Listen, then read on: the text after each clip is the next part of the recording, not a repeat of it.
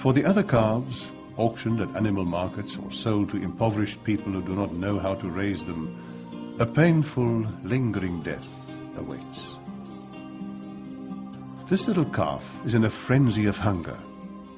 Instinct tells him that he needs to nudge his mother's udder with his head to stimulate the milk flow.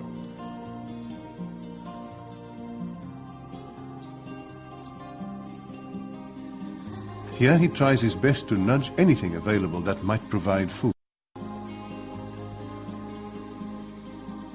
He has to be satisfied with a few dry fingers. Renee Klee has been a voluntary worker for the SPCA for the past 6 years.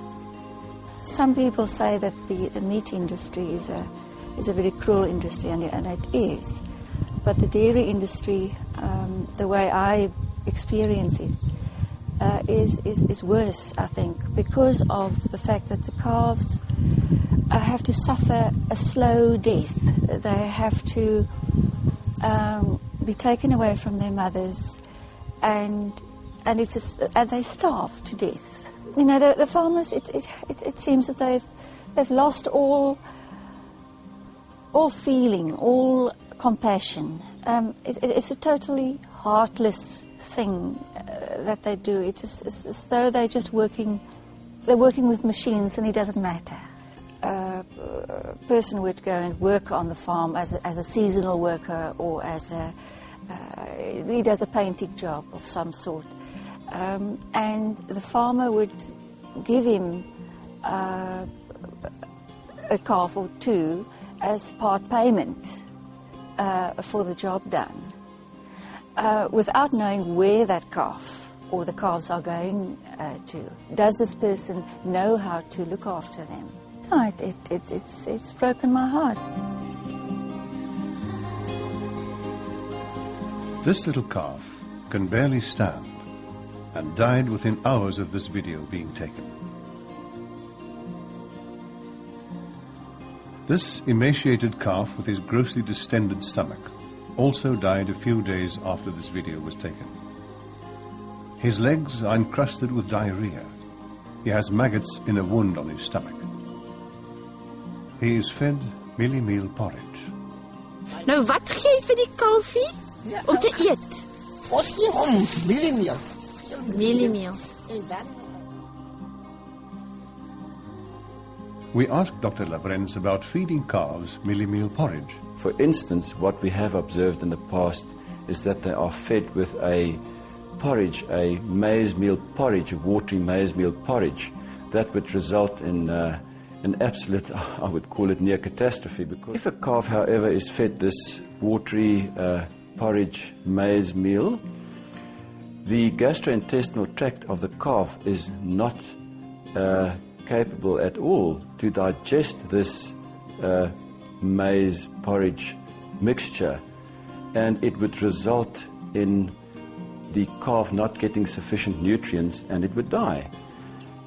So how do we solve the problem of unwanted calves?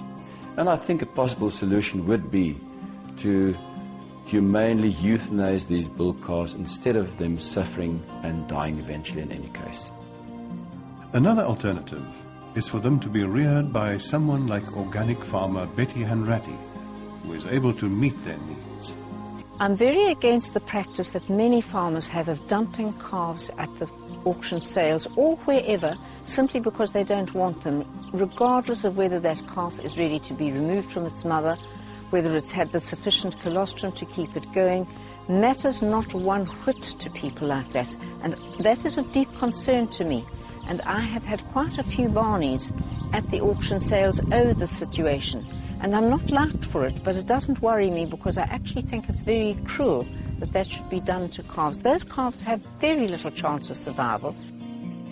Betty and people like her rear these calves until maturity at about 18 months, after which they go for slaughter.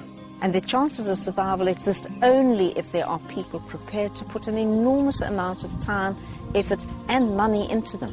If you don't have enough grazing, as I don't have, you sell the calves on to somebody else, and the person with grazing will go on feeding them until they reach maturity and the prime stage for selling them. And that way, the calf has at least 16 to 18 months of decent life and has a pleasant life because it's been well fed and well cared for and watered and has company and all those things that animals need. So at least it's had that. Cows are deeply nurturing of their calves. Like humans, they are pregnant for 9 months. In a natural environment, a calf will stay with his mother for about a year, nursing from her as often as 10 times a day.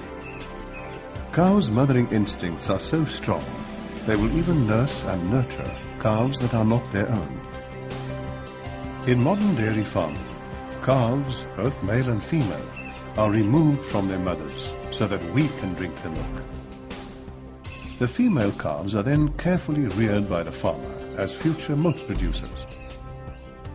As we have seen, the males are discarded. For our part, the very least we can do is ensure that these little calves do not suffer needlessly. As for baby Ubuntu, he is doing well thanks to Stephanie, Philip, and his good friend Jake the dog.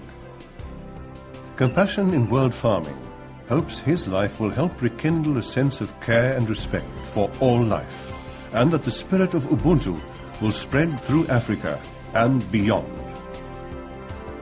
With your help, we can do it.